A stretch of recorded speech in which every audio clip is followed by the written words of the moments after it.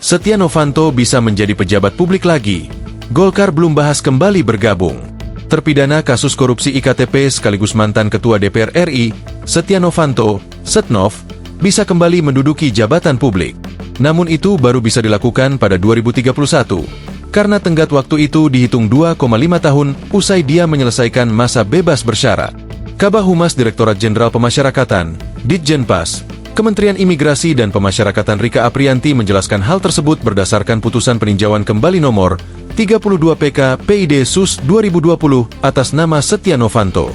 Berbunyi pidana tambahan mencabut hak terpidana untuk menduduki jabatan publik selama 2 tahun dan 6 bulan terhitung sejak terpidana selesai menjalani masa pemidanaan, kata Rika saat dikonfirmasi, Senin 18 Agustus. KPK ingatkan korupsi IKTP Setia Novanto kejahatan serius. Merujuk putusan itu, kata Rika, maka Setnov baru bisa kembali duduk di jabatan publik 2,5 tahun setelah selesai menjalani pembebasan bersyarat. Maka haknya di 2 tahun 6 bulan dihitung sejak selesai menjalani PB tanggal 1 April 2029, ucap dia.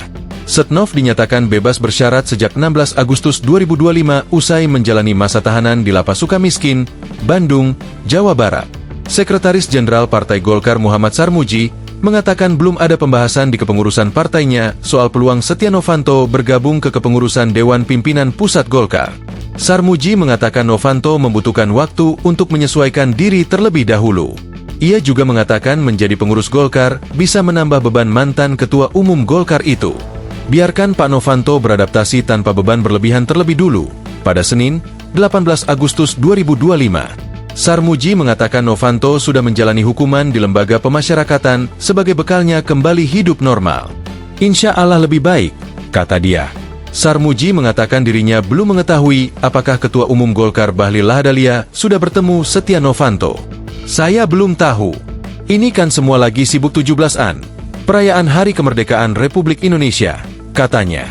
Menurut Kakanwil Ditjen Pemasyarakatan Jabar Kusnali, pembebasan bersyarat Setnov didapat setelah Mahkamah Agung, MA, mengabulkan upaya hukum luar biasa atau peninjauan kembali, PK, yang diajukannya.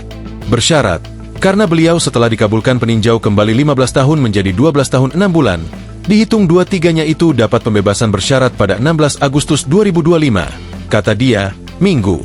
Menteri Imigrasi dan Pemasyarakatan, IMIPAS, Agus Andrianto menyebut pembebasan sudah sesuai asesmen. Bahkan kata dia, pembebasan Setnov terlambat jika dibanding hasil PK yang diputus MA.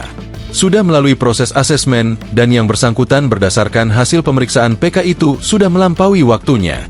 Harusnya tanggal 25 Juli yang lalu. Ujarnya kepada wartawan di Kompleks Istana Kepresidenan, Minggu 17 Agustus. Download Tribun X sekarang. Menghadirkan lokal menjadi Indonesia.